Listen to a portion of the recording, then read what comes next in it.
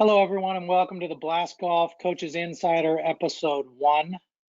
We are starting off with a bang, and we have Brad Faxon joining us for this webinar. How you doing, Brad? Great, Greg. I love this number one. Kind of reminds me of Arnold Palmer's airplane. He had the first Citation 10 plane ever built, and it was AP-01. Beautiful. So this will be BGBF-01, right? The Blast Golf Brad Faxon Episode 1. Fantastic. Good. Well, we're really happy to have you. I just want to start by telling the audience, if you're going to ask a question, go to your control panel and you can ask questions at any time. We'll answer those questions by email as soon as the webinar is over. You just type your question in and we will get back to you. So let's get started, Brad. I don't know if you need an introduction, but we'll do that in a second. Today's agenda, we're going to go over kind of the importance of short game and putting. I think, you've had an unbelievable career and are known throughout golf as one of the best putters ever to play the game and short game players ever to play the game. So we're going to focus our discussion on that. We'll go over some of the new features in Blast Golf 410, which I know you've been working with a little bit after getting you some sensors and giving you a sneak peek earlier in the year. And then maybe get some tips on training at home and how you would remote coach with this product. And then lastly, Brad's top twos. So I'm going to ask you a series of questions, quick hit, your two favorite, fill in the blanks. Okay. So we're going to try to put you on the spot a little bit at the end. So let's go to the next slide. And as I said, you don't really need an introduction. I think you're very well known across the world of golf. But just a brief history: 35 years PGA Tour veteran, 95 and 97 Ryder Cup team, 8 wins, 2 Champions Tour wins, an Australian Open, numerous awards, including the Francis Ouimet Award, the Jim Murray Award, Payne Stewart Award. There's a typo on there, Payne Stewart. That should be Stewart, so I apologize. And a Charles Bartlett Award, along with being an All-American at Furman University. And then on the charitable side, co-host of the CVS Caremark Charity Classic and co-founder of the Billy Andrade and Brad Faxon Charities for Children, where you've raised over $20 million and $8 million on the other end for at-risk children. So pretty impressive. Well, thank you. Just means I'm old, really. A lot of this stuff is good. But it's, I'm very lucky. I'm lucky with a lot of things, and I'm lucky that my dad was a golfer. My parents introduced me to the game at an early age. Growing up in Rhode Island, where I was a kid, there was a golf course in town called Rhode Island Country Club, where I was able to caddy and learn about the game and learn about really life. So I think that being up there where there were 4 seasons, playing a lot of different sports, and having golf be part of it was a great education, a great way to have a balanced life and learn to learn the game more organically than out of a book or out of videos. And if you could play golf every day, would you? Not that you probably do play most days, but literally every day, would you? I don't think so, but I'd be 6 out of 7 days. I love the game. I feel like I can go out and play this game for fun, whether it's with my wife, with my daughter or daughters, or with my next door neighbors, or I can go out and play with the best players in the world and try and win a championship. Though it's been something to me that I've always been able to keep this game in perspective, and that it's a sport, it's a competition. There's sportsmanship and gentlemanship when you play, and I think that's really what's been the greatest part of and the biggest part of my life. That's cool. Well, I was fortunate enough to play a few holes with you in Florida. And I'll say you are competitive. You know, everybody is when you get in this game, but it's a different animal playing with a tour professional, right? I was nervous. We've known each other for a while now, but I was still nervous taking a swing in front of you. So I appreciated the time, and you can tell you love the game and love what you do. So we appreciate you being here with us. You got a heck of a swing, and I think everybody that likes this game likes to be challenged. They like to be nervous. Most of the tour players that I knew, whether they were younger or older than me, always wanted to hook on and play with the best players in the world. So my mission when I got on the tour in the early 80s was to find the best players and to just really watch and learn by imitation. And maybe that sounds old school, but I was fortunate enough to be able to play with Arnold Palmer and Jack Nicklaus and Gary Player, the big three, and then later on with some of the best players in the world like Greg Norman and Nick Faldo, Seve Ballesteros, and then played with Tiger and Phil, Rory. So I've seen generations of golfers where I've been able to play with them and learn and ask questions, whether they were younger than me or older than me. Yeah, that's awesome. Well, some of the things that have changed in golf in general are technologies, right? So when we talk about Blast and the Blast Golf solution, what we're referring to obviously are the sensor or swing analyzer along with a mobile app. And then on our premium side for coaches, people who are running academies or working with multiple students, we have advanced insights and an application called Blast Connect, which is kind of your online roster and online academy. Sure. That's what we talk about when we talk about the solution. I think for golfers and how you use it and I use it, we're really focusing on the swing analyzer and the mobile app as part of our practice regimen. So we'll go to the next slide, Donovan. One thing, Brad, that we're pretty proud about is we made some big changes to the app, and you and I have talked about this quite a bit. We're looking to change the conversation in golf and change behavior from typically how people practice right now, or I should say how amateurs practice right now, is just banging a bucket full of drivers or full swing and 7-irons for until their hands bleed. And we want to change that behavior to really working on short game and putting, which is really the quickest way to get better fast. And you and I talked about every week on the professional tours, the one holding the trophy is usually, if not at the top, but near the top for strokes gained putting and strokes gained around the greens. So tell me a little bit about what your thoughts are with that. Well, invariably, every time I do a clinic, whether it's a corporate clinic, something for charity, whether I'm doing something at a pro-am for an event I'm now on the senior tour, I always talk about what you just said, how no matter what level of golfer you are, whether you're a professional, one of the top players in the world, you're an aspiring amateur golfer playing a competition, or you're just a club golfer, pretty generally 50% of the shots or more that you take are from within 100 yards. So within that short game area. And I ask all the players or the people that I'm with in these clinics, can you evaluate if you had practice time, if you had an hour or two each day that you were to practice, are you splitting that time up proportionally so that you use a half an hour of it for your full swing and a half an hour of it for short game and putting? And everybody shakes their head no. It's much more macho or masculine to go to the range with a big bucket and a driver and swing as hard as you can. But we all know that having a great short game, being a very good putter, a skilled putter, can turn your bad rounds into decent rounds and your good rounds into great rounds. And you know how annoying it is when you're playing with somebody, Greg, that's not hitting it very well, and all of a sudden they hit it over the bunker and it lands close to the hole and they tap it in for a par, or they drain a 20-footer when it looked like they were going to be out of the hole. So, there's that certain mental side of the short game too, and you earn that by practicing that. And I think that's a message that a lot of players they don't listen to.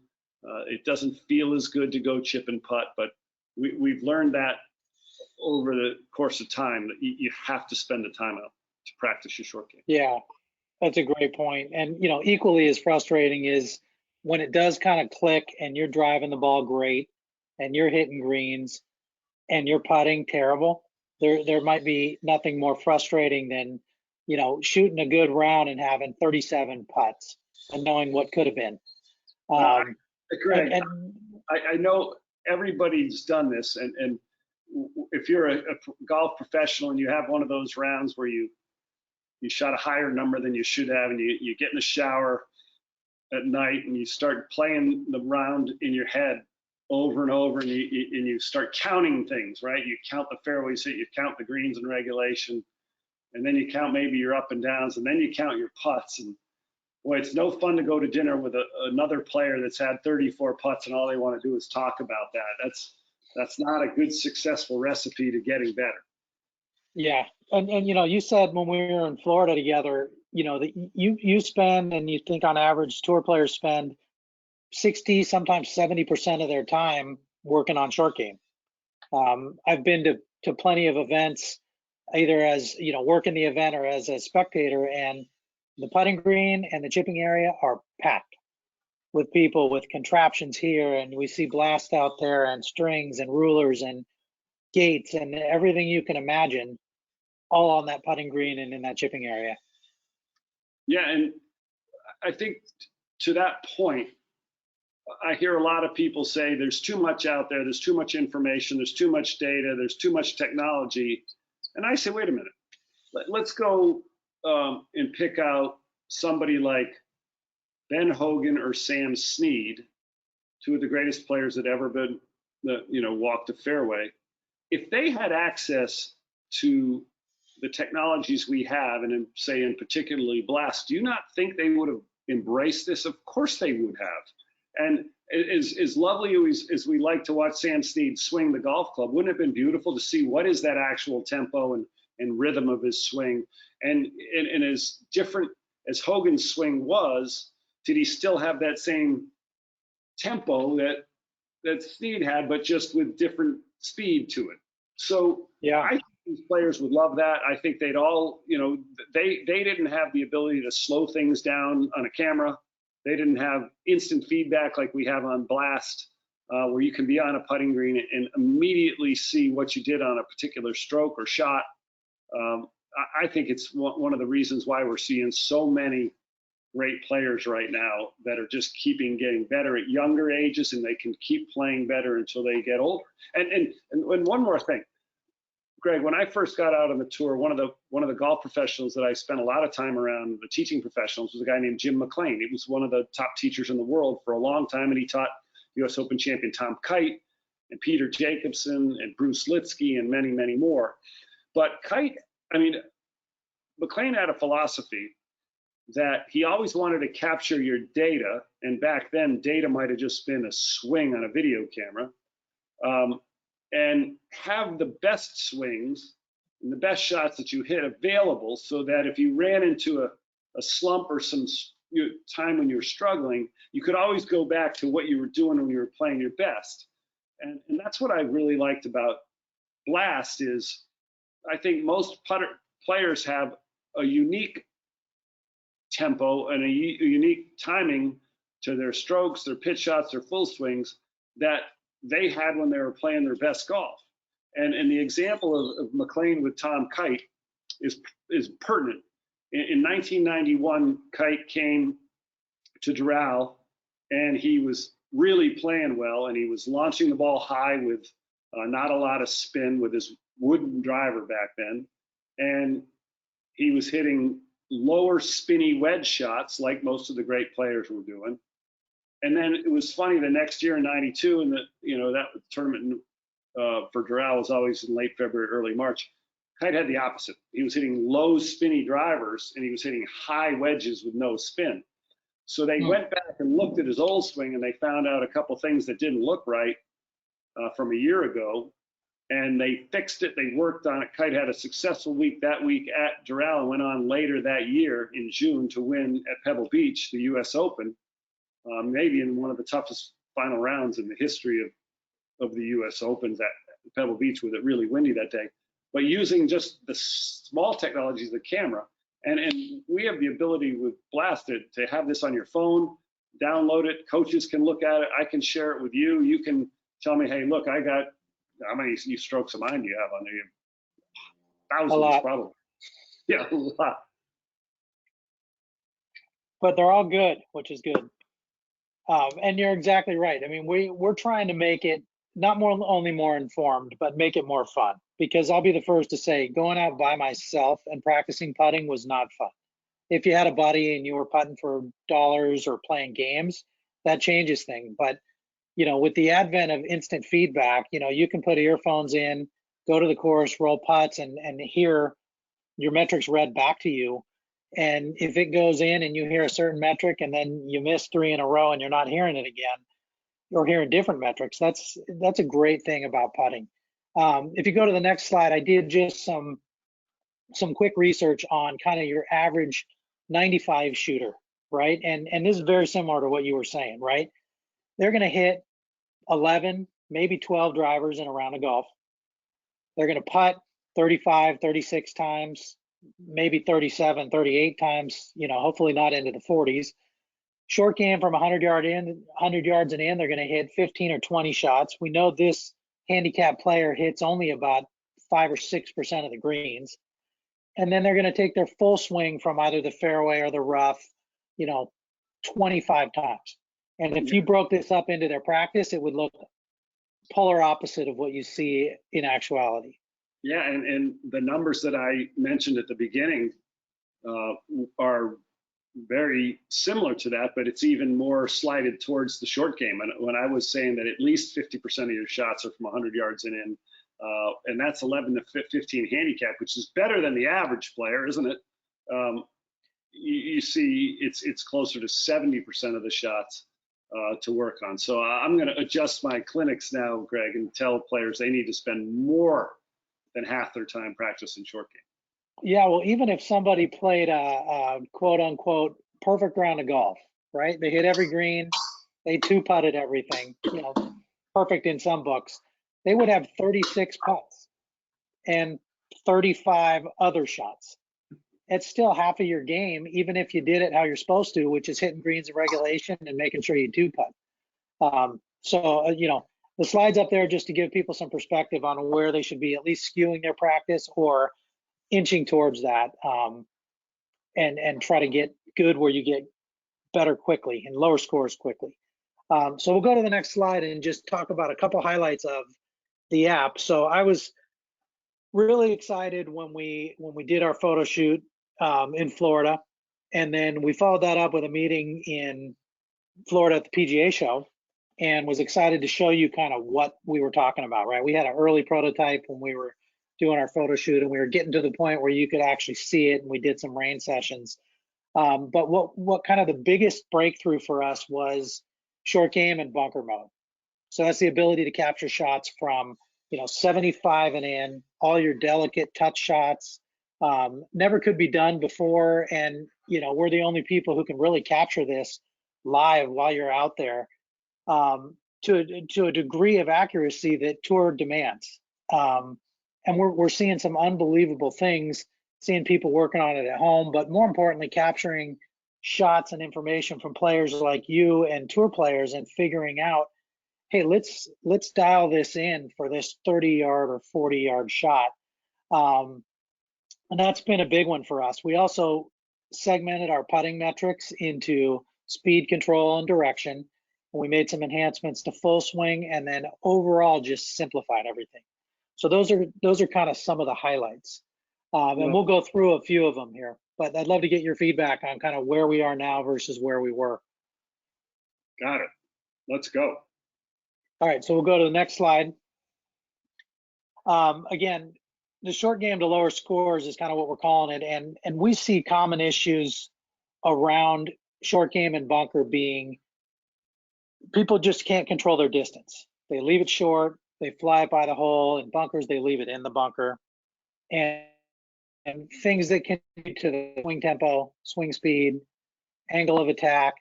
And you and I did some experimenting with club selection in Florida, which I think was very valuable. So these are the metrics that we capture. And if we go to the next slide, we'll see kind of some of those screens and metrics in action. But one thing I want to talk to you about is we talk about tempo with putting and short game and full swing. How important do you think tempo is, backswing and downswing, when you're working around the greens? Oh, it's critical. Like it's critical, Greg, like it is with the putter.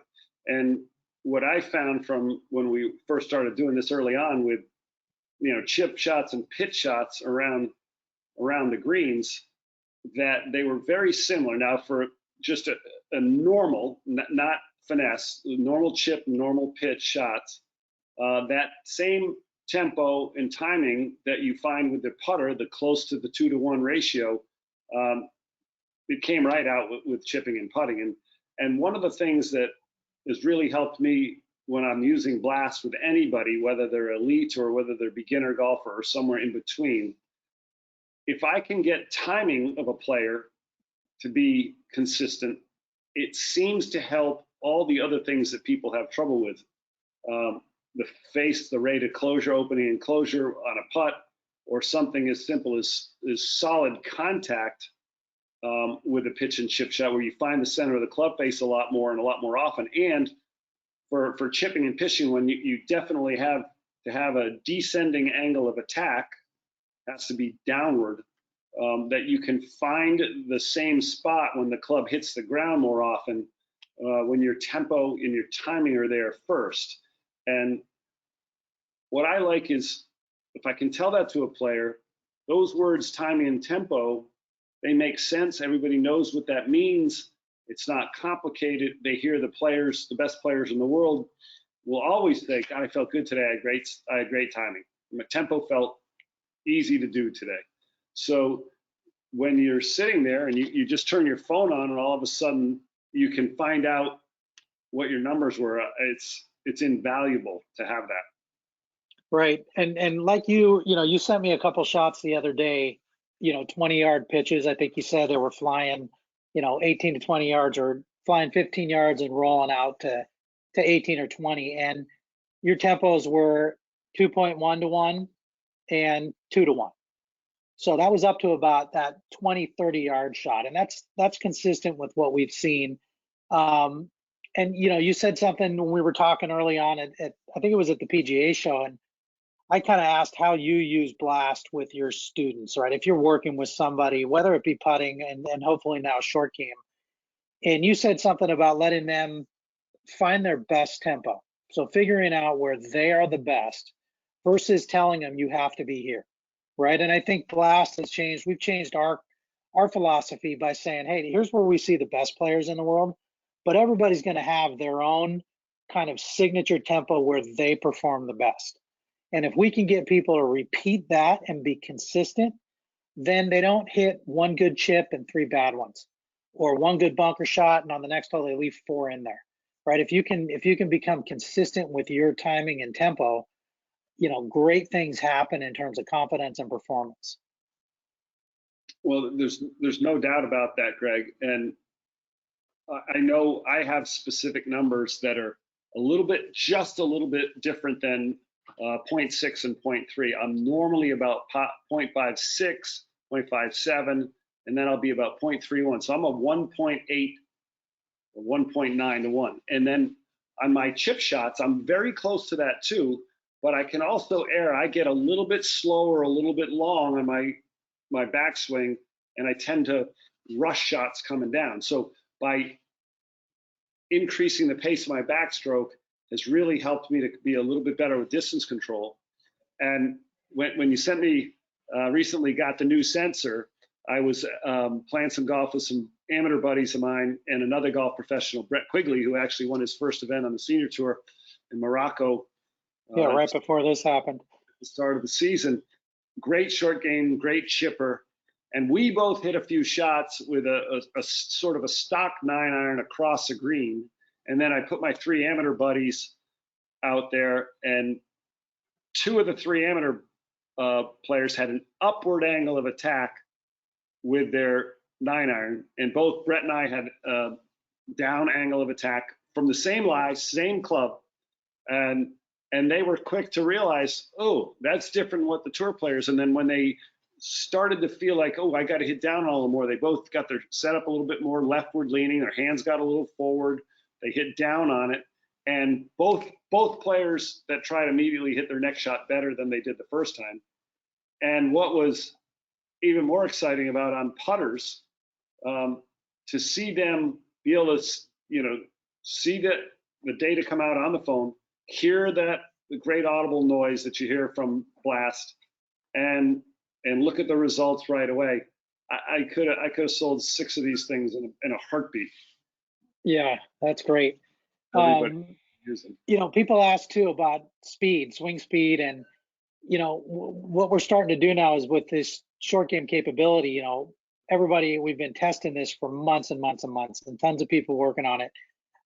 Using speed as an indicator to figure out, people who play the same course all the time. I'm sure there's a shot at Old Palm that you always have, whether it's 30 yards or 40 yards, or you're just always in this same spot. Using the speed metric to kind of develop, and tour players are different than amateurs, but to develop exactly what it feels like to hit a shot, if you look at the screen, at 23 miles an hour, that if I'm hitting a gap wedge, that probably goes 25 yards. But if I master the shot that I face all the time, this is a phenomenal tool for developing feel instead of just guessing out there. There's no doubt, and I have a specific shot to the course where I live here called Old Palm. There's a little par 4 on the first 9 here. It's the 5th hole, and I invariably have a 60, 70 yard downwind second shot with a bunker in front. It slopes away, and it's normally downwind. So I have to hit this shot with some amount of spin. It's got to have some amount of height in order to get the ball to land on the green, fly far enough, and stop.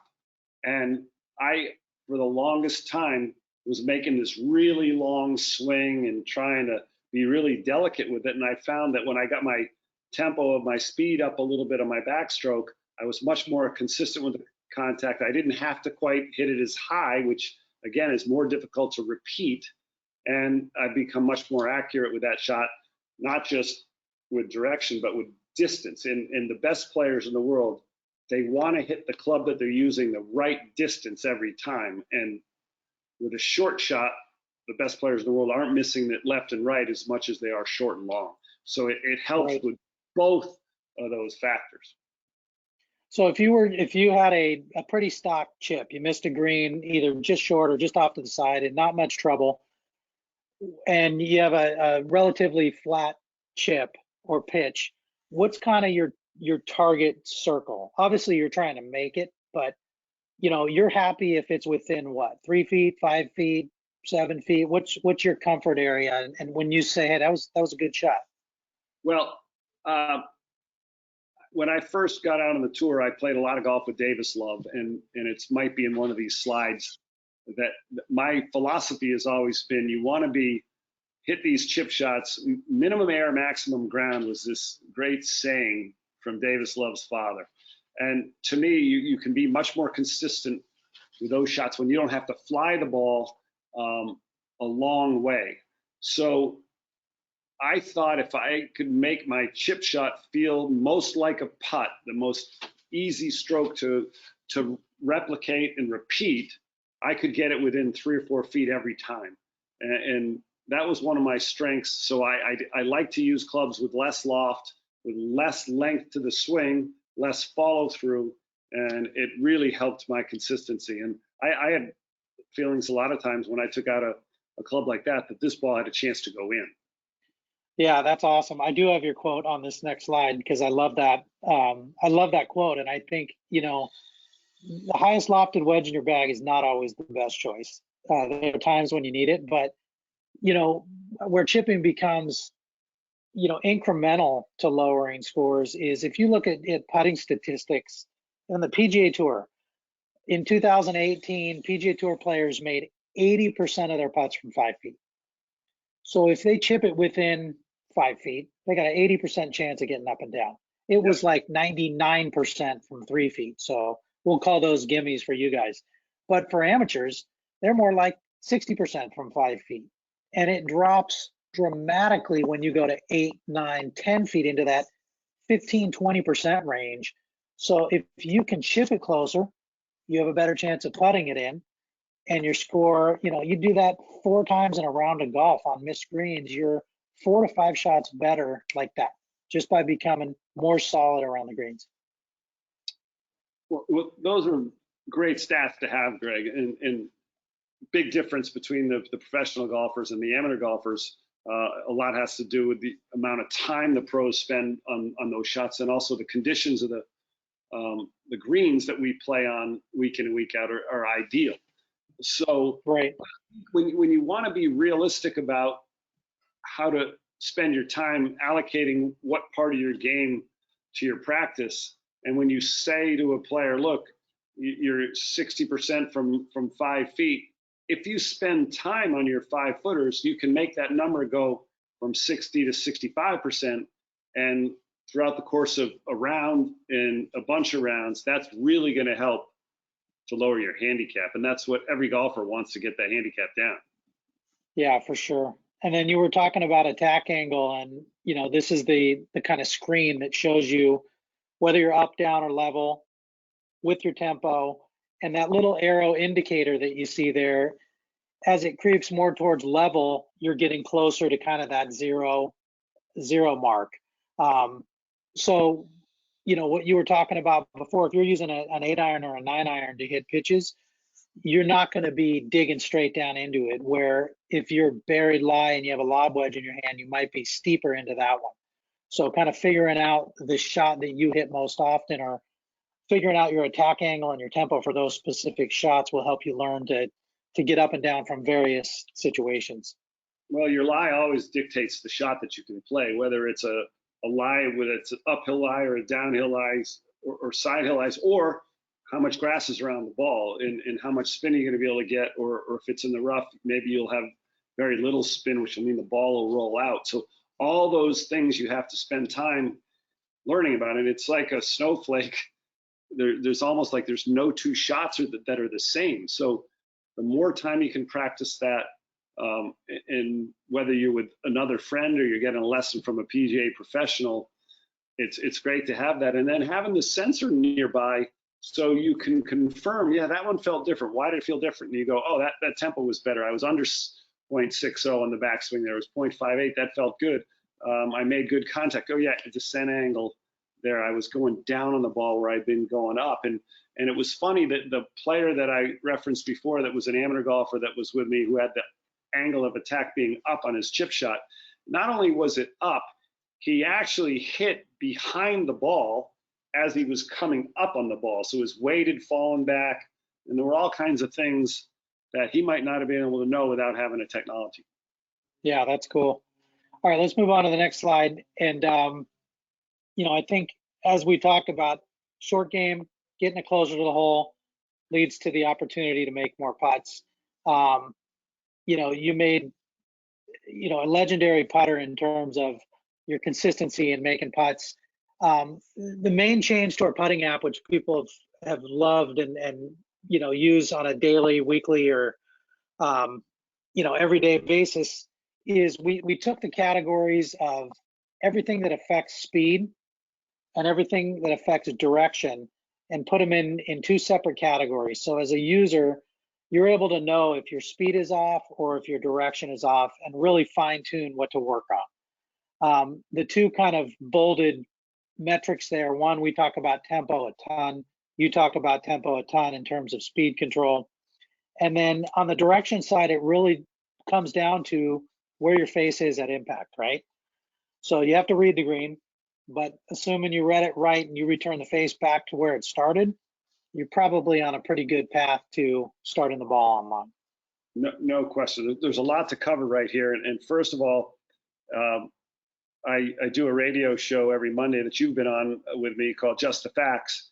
And I was lucky enough to have Rory McIlroy on, and I asked him that very question. I said, when you play with all these amateurs in the pro-ams, what's their biggest mistake when they get to the putting green, if you had to leave them a putting tip? And he said, look, reading greens is one of the most important things for these players. And again, that's a certain element, it's you got to spend time doing that to learn slopes and how much the ball breaks, especially when it starts to slow down. And almost every single player, and even professionals, underread the amount that the ball's going to break.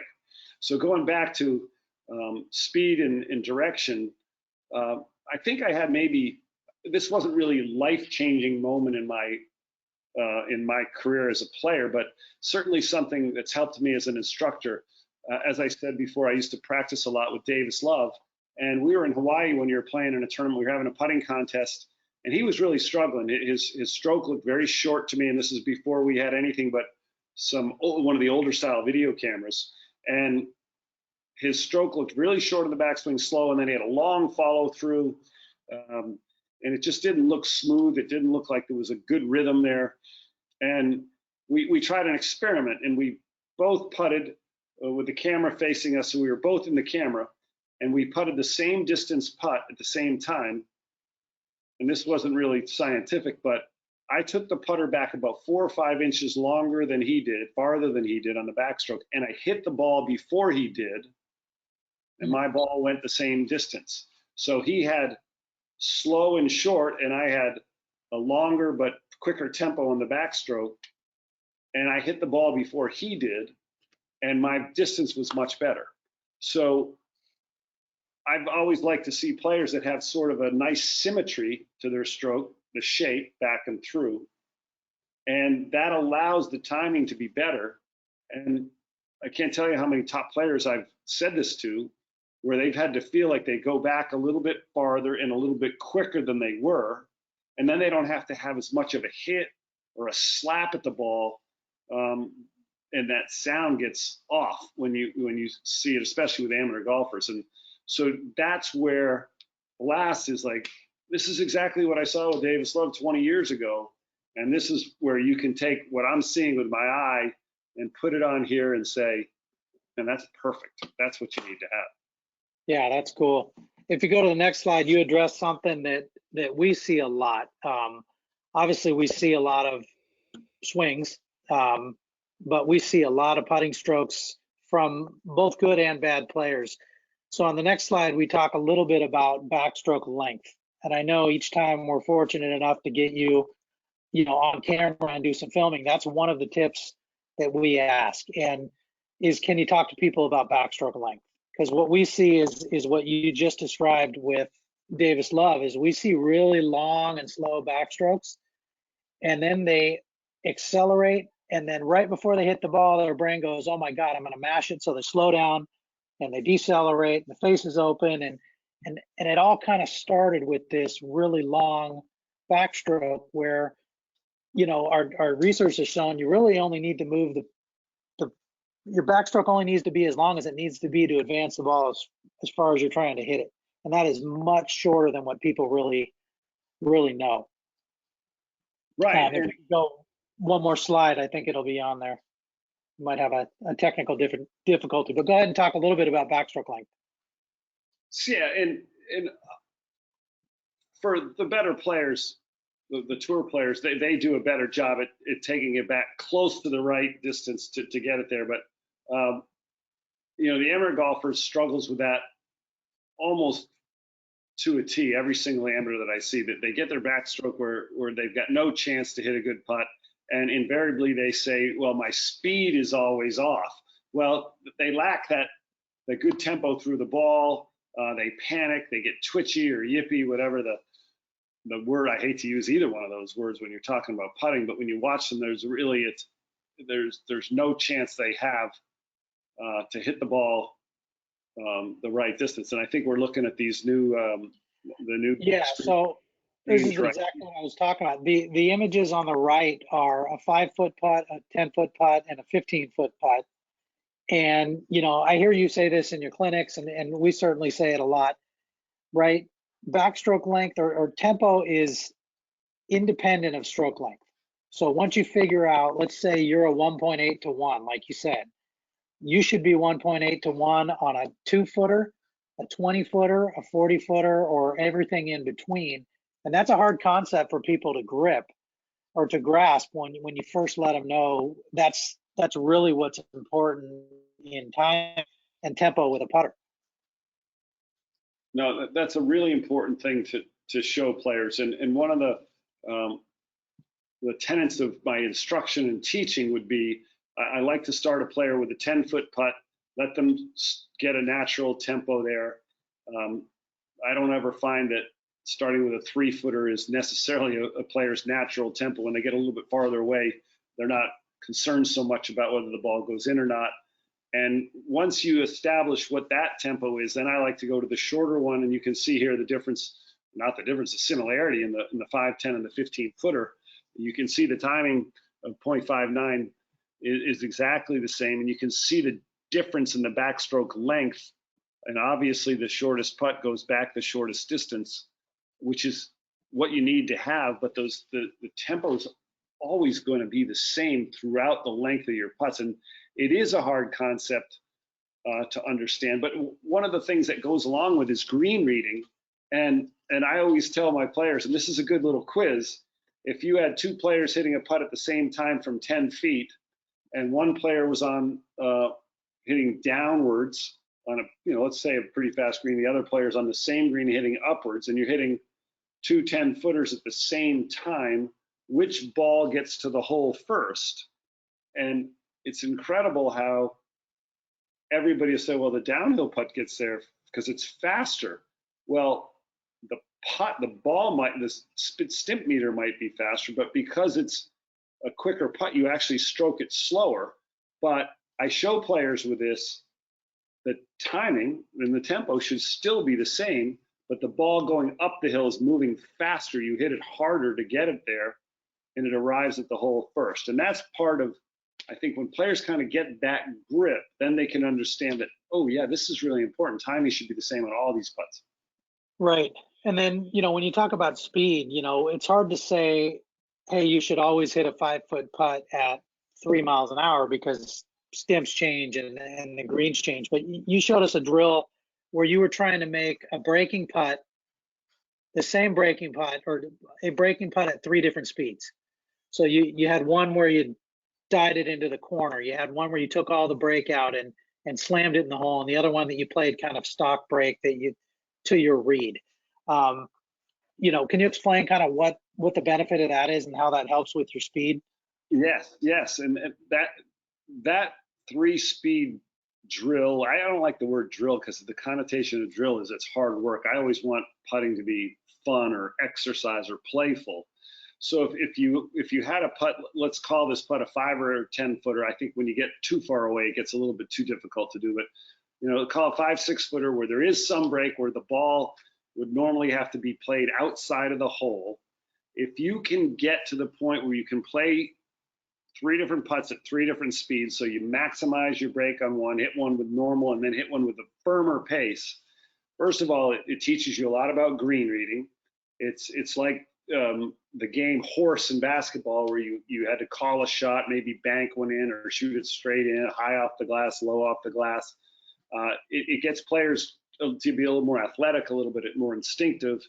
And when you're using blast, you can make the player say, okay, I'm going to make my tempo of those 3 putts be the same.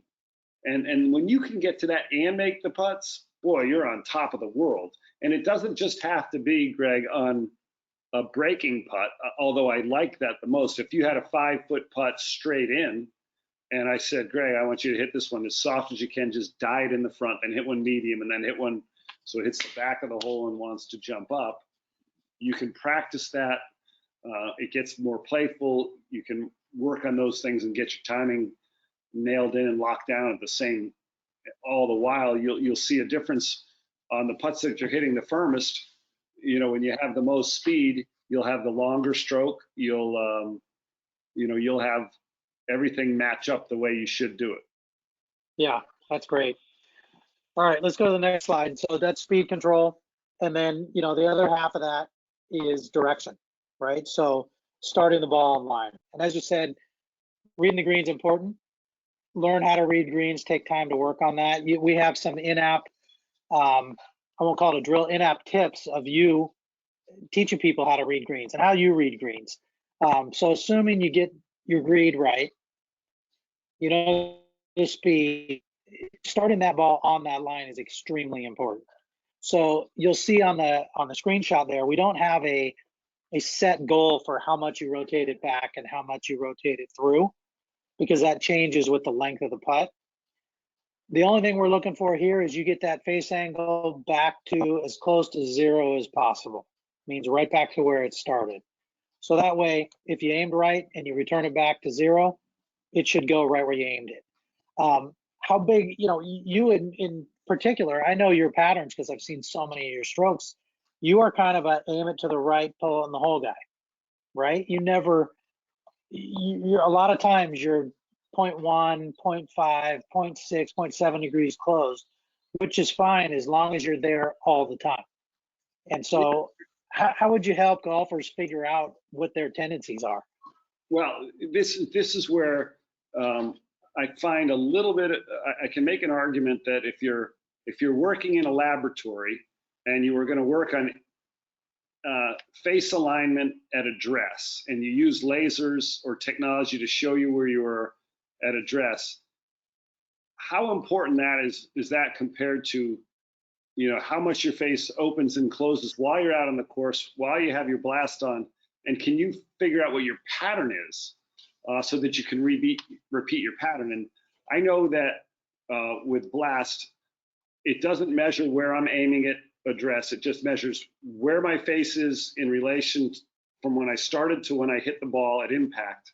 And is there a change here? And that may mean that I aim okay, but I have a little forward press that opens up the face. And then as I get to hit the ball, I know I'm, shutting that toe down or squaring the face up. I like that better. That I definitely have more rotation coming back through the ball than I did on my backstroke. There's some player named Tiger Woods that had the same sort of numbers throughout his career. And I think that's where blast wins that race for me, because I think where you're aiming at address is a little bit overrated. So I like to see if I can pick up a pattern of someone, whether it's myself when I'm using blast on the green or anybody that I might be helping to try and understand their stroke better.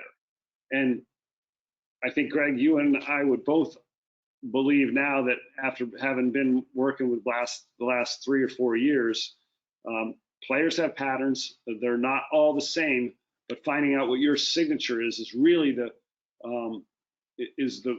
path to being a better putter. And I know with all the new additions to the app that you can make this rotation another game and another exercise that, look, I got pretty close right there. You can use it colorful. You can still hear sounds. So this is a huge, huge addition, a playful way to improve. And again, we talk about this sometimes. The instant feedback is what makes this so good. Right. And you make a great point with patterns, right? It's cool to know or hear you say when you're just working with blast and we're kind of waiting to start a new video or something, and when you're off, right? You'll immediately hit a putt and go, and it'll be 2.2 to 1, which is real slow for you. But you know your pattern, so you can, one, repair them quickly when they're out of whack. And with things like face angle, as long as you do the same thing every single time, that's what we're looking for here. Is we want you to be a consistent roller of the ball, stroker of the putter, and that's going to help you in spades in terms of confidence on the green and making more putts. Yeah, I think the golfing world knows that it's always easier when you're practicing to repeat. When you're just hitting a lot of balls in sort of a block format of practice where you're scraping a ball, you're hitting a putt, scraping a ball, you're hitting a chip, or you're pulling a ball out of the pail and hitting drivers one after another. One of the things that I like to see players do with their practice is have more of a random style, where we just talked about that might hit a 5-footer, a 10-footer, and a 15-footer, not hit the same shot over and over and over again.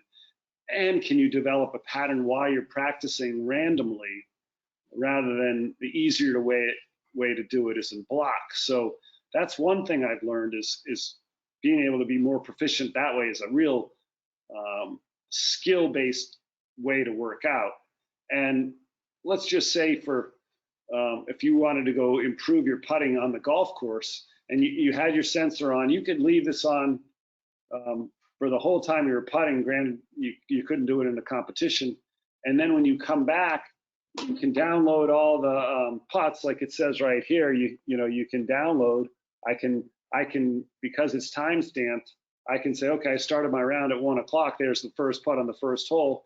And I can be able to tell Ben, hey, this is what I did on the first hole on that 20-footer. My timing was pretty good right there, maybe a little slow. And I think that feedback of being able to see what you did on the golf course when you don't have the luxury of looking at your phone every second, that's a real good way to see how you're progressing too. Yeah, that's awesome. So let's talk a little bit about one.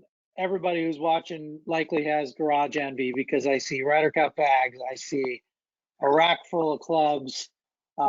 Your garage is not really a garage. I'll call it your studio that has a big roll-up door. What do you do to practice at home right now? We're all away from the course, or most of us are away from the course during this crisis. I think one of the really neat things about our product, and I'm proud of the fact that you can roll putts at home. You can use short game now at home. You don't need to hit a ball. My son and I and my daughter and I hit foam balls all over the house, and we can register actions just by nipping the ground on the grass out front or the carpet inside. And the ability to practice at home. What do you do right now while you can't be out on the course? Give us a quick look at your garage. So this garage is multi-purpose right now. Now that we're kind of quarantined, it's become it's a storage place for my clubs. It's a workout place. I've got some dumbbells in here and a bench. I got a pull-up bar on the garage and the ceiling. I got a carpeted garage, and I've got a mat here, a putting mat. But first of all, I mean, here's the putter I use. Everybody likes to see. This is an old Scotty Cameron putter that was built in the mid 1990s. It was adapted after the Ping My Day, Greg. And you know, we can talk about philosophies about should you be switching putters all the time? Should you try and stick with one? I've been one putter for, I don't know, for 23 or 4 years, is longer than some of these top players in the world have been alive. The grip is a smaller grip, this D7 or D8 putter. So that, and I always seem to speak better when I hold on to my putter. And yeah. Hey, you're not alone. Yeah. I got mine right here. Look at you. Yeah. Nearby. So I like to look in the mirror. How's the grip look? I like to feel the shaft in the fingers when I hold on to it. This is the trigger finger on my bottom hand, my right hand. And I always like to have a little bit of a gap there and feel that the fingertips are really involved and really important. And if I can just take a little bit through here, here's a couple of the golf bags I have from the 95 and the 97 Ryder Cup team that I played on. The 95 team was at Oak Hill in Rochester, where Lanny Wadkins was our captain. And that one between my Titleist bag is the 97 Valderrama, where Tom Kite was our captain against Seve Ballesteros. That was fantastic. I got a few other Scotty Cameron putters, a Dunhill Cup bag, a lot of little Scotty Cameron head covers. I've been a Titleist guy my whole life, and you can see the rack of clubs I have here, and got all my shoes and golf balls behind the cabinets. I got a mirror that I can look in if I want to check, posture and stuff out. And I've got a mat that I could hit putts with right in here and practice distance and speed control while I have my putter on. So I don't know if you'll be able to see me if I stand right here. This might have been worse. The garage envy is worse as you show it in detail. Yeah, so I got a ball down here. I got my putter set up. And I've got a couple putts just downloading now. Gotta turn the noise on. So here I've got, this is a 10-foot putt. I've been sitting here talking to you for a while. Let's see if the first one, how I do. 1.6 1.6 to 1. So I know that was a little bit quicker than normal for me on my backstroke. There's my numbers. I don't know if you can see that screen, but there we go. My backstroke So was very. That tempo was out of your goal range a little bit. Yeah. So I know, boy, that was a fast backstroke. Let's do that over again. So I'll come out here and I'll practice from different lengths, try and get my tempo to be the same. 1.61. So that was 6.0 on the backstroke. So I fixed my backstroke, but I was 0.37 going through. So a little bit slow there. And now I know I'm going to get right in the middle of that. Can you see me while I'm putting? Yeah. 1.61. You're consistent. I'm very consistent with my 1.6, which isn't my signature yet. I've been sitting there, but some of the numbers are very good. The backstroke and forward stroke rotation right there on the bottom of that page, 5.3 and 7. That's in the range for me.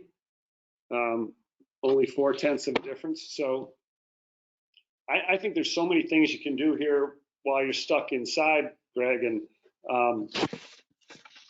I think it's a time when we don't know, some of the tour players that I've talked to that live down here, and this is kind of the haven for golfers. Rory hasn't hit a shot in a month. Justin Thomas hasn't hit a shot in a month.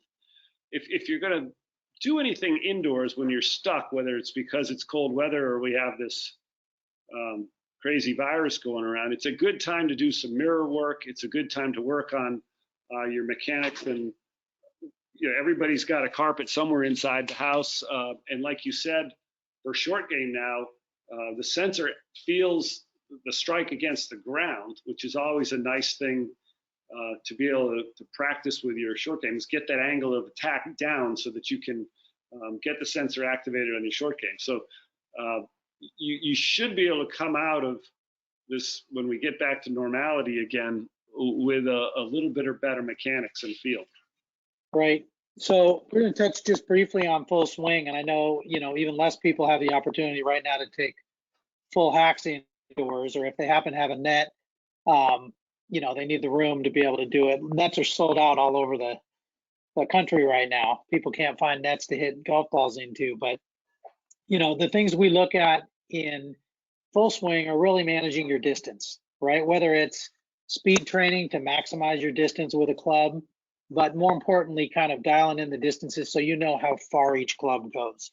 So speed, peak hand speed is a new metric and a new layout that we have. Obviously, attack angle there as well, tempo, and then timing with all your metrics. So if we go to the next slide here, I know you haven't had a whole lot of opportunity yet because we're all quarantined to go out and use full swing a lot. But, you talked about this earlier, like putting, like chipping, like really any sport. How important is tempo to create a repeatable and rhythmic golf swing? Greg, every time I've heard a player that's just played a good round on the PGA Tour, and if you listen to their press conference and what they were thinking and what they felt, it's almost inevitable that the player will say, it felt easy today. My tempo felt good. I hit every shot right out of the middle of the club face. I didn't have to think much today. Oh, I had great balance. I had great rhythm. And you hear those words, and they're almost interchangeable in the vocabulary, in the lexicon of golf, whether it's timing, tempo, rhythm. Some players don't know how to differentiate what those mean, but it's easy for us to say, I know what he's talking about. Felt like it went up and back and it was easy to do. They didn't have anything clouded in their minds that got in the way. So having the ability to use, like you can see down below that 2.5 to 1, where the best players in the world tend to be with full swing. Those are metrics that we've never been able to measure before, and something so simple as a blast sensor app that you can easily take it off your 9-iron and put it onto your 6-iron and then put it onto your hybrid and then onto your driver and say, I'm going to get this tempo where it's better. And I know that my distance control's got to be better than that. And with tour players, when they get out from longer distances,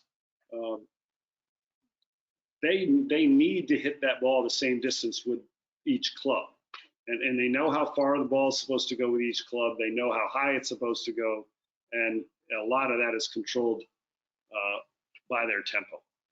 Yeah, I think that's one thing we see is, irons, kind of all your irons. If most better players swing them all very consistently in terms of timing and tempo. When you get to the driver, it's a longer club, bigger backswing typically, or a longer arc, so the timing changes a little bit. But just like putting in short game, right, you're going to have the tempo where you hit your 7-iron right where you want to do. It went your distance, you hit it in the center of the face. Make note of where that tempo is, and then dial it in and work to repeat it. It's a great tool for that. And if we go one more slide here, one of the new layouts we were talking about earlier is peak hand speed. So this is a new metric that nobody else is really measuring, certainly not on the golf club where you can do it live or on the course or at practice. But what we've seen is that better players, their hand speed peaks at a specific point during their swing. And it's when they're literally releasing energy from their hands into the shaft that then goes into the ball. So you can kind of call it, when are they releasing their hands?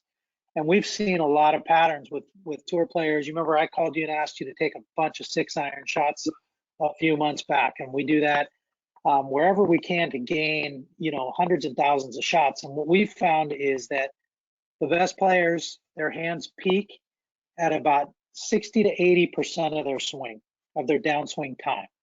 So it's a certain point in their swing where the hands peak, and then they actually slow down when they get connected and release everything into the club. So this metric here gives you an idea of where in your swing your hands are peaking, and then what your hand speed is. And we've seen, and we talked about this earlier, you sent me some shots, that hand speed on a shot with full intent, whether it's a pitching wedge or a driver, we see hand speed in that kind of 20% range. So 20% of your club head speed. So if you were swinging 100, you'd see your hand speed in that 20 mile an hour range. So you've screwed around with this a little bit on short game. What are your thoughts on where this occurs and people who release early or hang on to it? Well, obviously for amateur golfers, when they get that peak hand speed too early and throw the club, they're in big trouble. And then a lot of times they've already used all that speed up by the time they get to the ball, and they won't be able to hit the ball consistently the same distance at all. And this will be interesting for me to spend more time with, to see how does it change throughout the set, like you mentioned. Where is my peak hand speed when I'm hitting a full wedge versus a full 5-iron? And is it similar?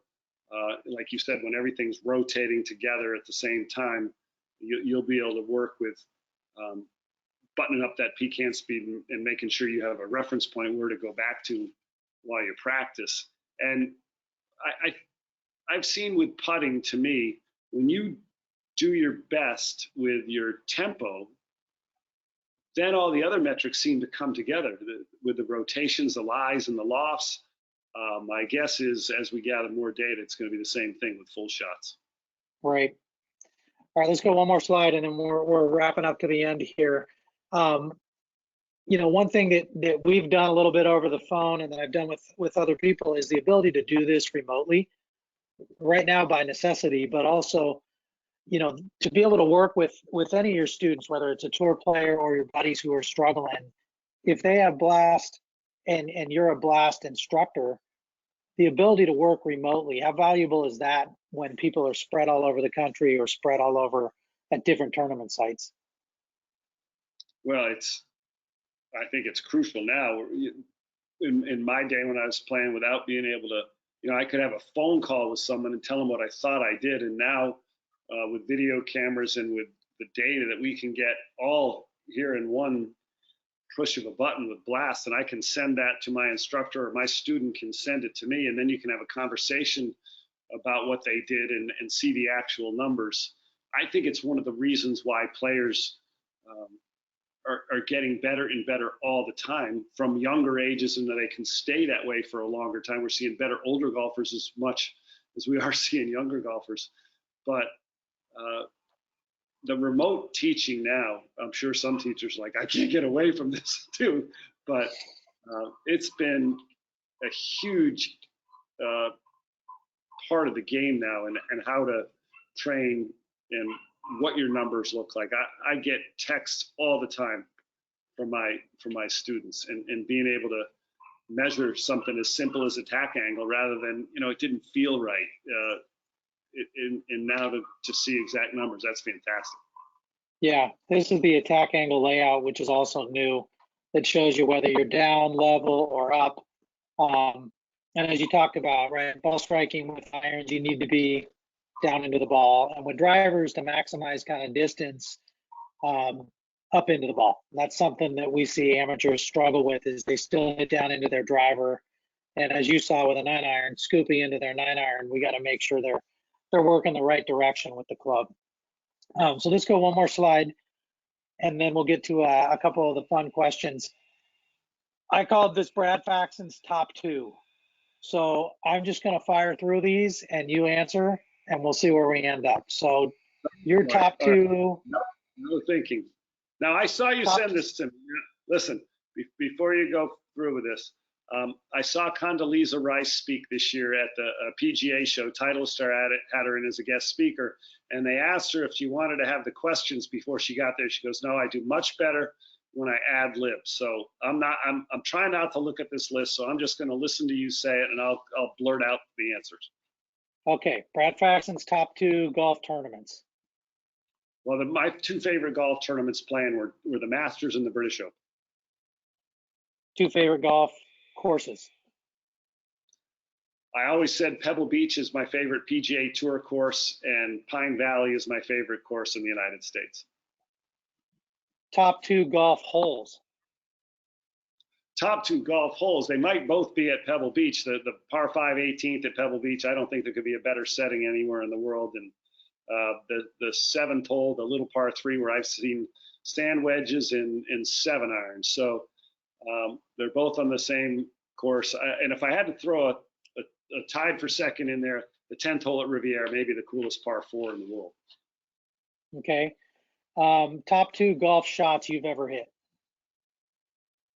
Top 2 golf shots I've ever hit. Well, one of them was a putt in the 95 PGA, the final round. I had about a 15-foot putt for a par, shoot 63, which then tied the major championship record, and it also got me on the Ryder Cup team. So that was a huge putt for me, if you call that a shot.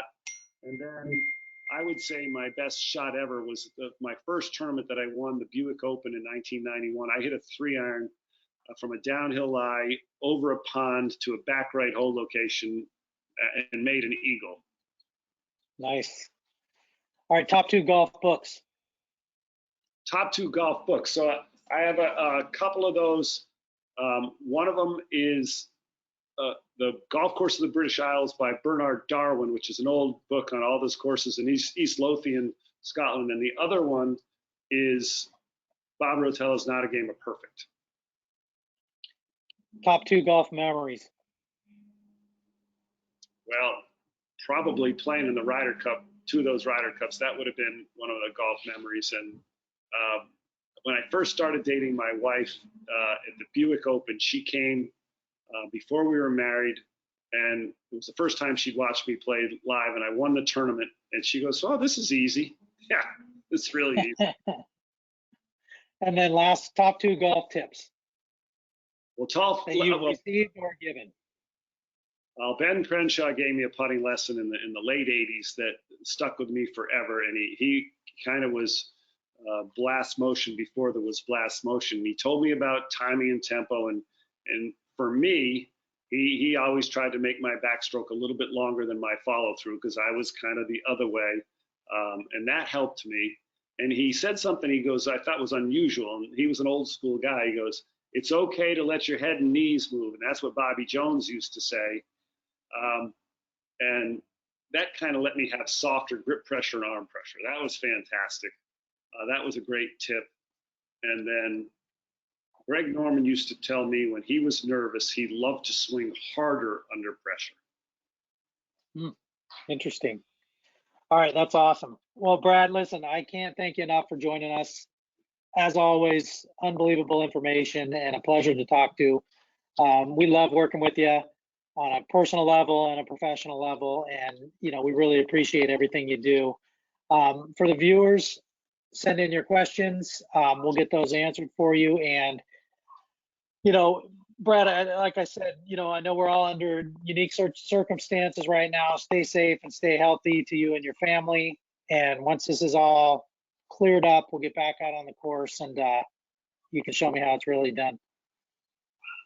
Greg, thank you so much. You're great at this, by the way, as a webinar host. And my association with Blast is one of the most exciting things for me. I have so many people asking me about it. My neighbor came over yesterday, showed me the new box. He just ordered one.